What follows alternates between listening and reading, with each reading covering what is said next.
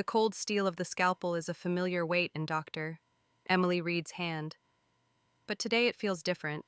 It's not just a tool, it's a weapon against a conspiracy that tried to use her skill, to kill an innocent man. The blinding lights of the OR are no longer just lights. They're a spotlight, exposing the rot festering beneath the pristine surface of Mercy General Hospital. The first incision is made. Every move is precise, calculated, a dance of life and death guided by the very information someone tried to steal. The allergy warnings, the precise location of the vulnerable artery from the corrupted MRI, now clear in her mind's eye. With every passing minute, Mr. Evans's life is pulled back from the precipice, but Emily's mind is racing faster than her hands. The name on that note, Dr. A. Silva. The terrified look in Administrator Wright's eyes. This was never about money. The surgery is a grueling 5-hour marathon, a test of skill, endurance, and sheer will. When the final stitch is placed, and the steady, strong beat of Mr. Evans's heart echoes on the monitor. A wave of relief so powerful it's almost dizzying washes over the team. But for Emily, there is no rest. The battle in the OR is won. The war for the truth is just beginning. She finds Nurse Sarah Jenkins waiting outside, her face pale but determined. "He's stable," Emily says, her voice hoarse with fatigue. "Now, we finish this." They don't go to the police, not yet. They have a name, but no proof. A conspiracy this deep has roots everywhere. Their first stop is the hospital's historical archives, a dusty, forgotten basement room that smells of damp paper and forgotten stories. They're looking for anything on Dr. Alistair Silva.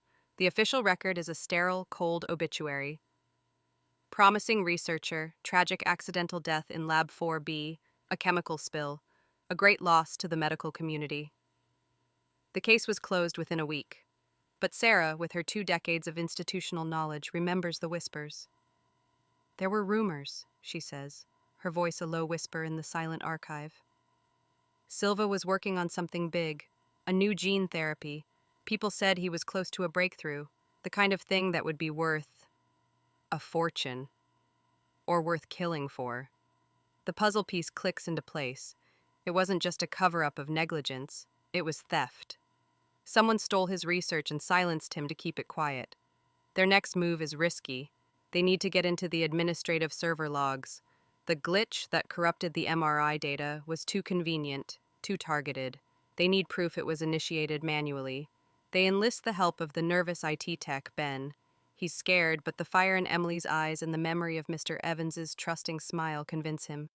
"It's the right thing to do," he mutters, his fingers flying across the keyboard.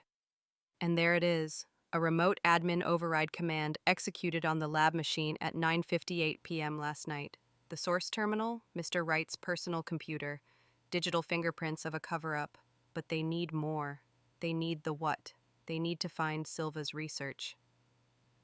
Emily remembers a snippet from the stolen file, a faded, almost invisible handwritten note on a sticky note that had been transferred from an older document. A string of alphanumerics, *SG-4B-77*. "It's a storage code," Sarah gasps. "The old storage wing in the sub-basement. They closed it off years ago after the new wing was built. The sub-basement is a different world. It's dark, cold, and filled with the ghosts of the hospital's past. The air is thick with dust. They find locker SG-77. It's sealed with a heavy, rusty padlock. Using a fire axe from the wall, Emily breaks it open. Inside isn't just research. It's a time capsule of a murder. A lab notebook, filled with Silva's meticulous handwriting and groundbreaking data, photographs of his successful trials, and a final, damning entry dated the day he died. "Met with W&R today. They are pushing for premature human trials. It's unethical, dangerous. I refuse to hand over the core formula. They threaten to take it anyway. I fear for my safety. If anything happens to me, it was no accident." W&R Wright. And Reynolds? Dr. Mark Reynolds, the proud department head, was a junior researcher in that very lab 5 years ago. His jealousy wasn't just about Emily's talent. It was a constant gnawing fear of being exposed for the sin that fast-tracked his entire career. He and Wright didn't just cover up an accident. They orchestrated a murder and stole a man's life's work, a research project they've likely been secretly profiting from for years. The final piece, the motive, the why that makes the entire horrifying picture clear. They gather it all: the server logs, the notebook, the damning photograph of Silva with Wright and a young, ambitious Mark Reynolds standing in front of the very lab equipment that would accidentally kill him days later. This time, they do go to the police. The evidence is irrefutable. The fallout is swift and public. Local news vans swarm Mercy General Hospital. The story explodes. Renowned hospital hides deadly secret, murder, stolen research, and a conspiracy to kill.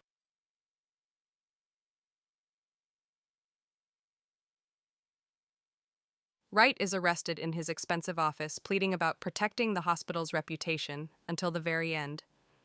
Reynolds is taken into custody outside the OR, in front of his stunned colleagues, his pride finally shattered into dust, replaced by the terrified look of a man who knows his legacy is now a cautionary tale of greed. Weeks later, the scene is different. The sun is shining. Emily visits Mr. Evans, who is recovering beautifully, surrounded by his family.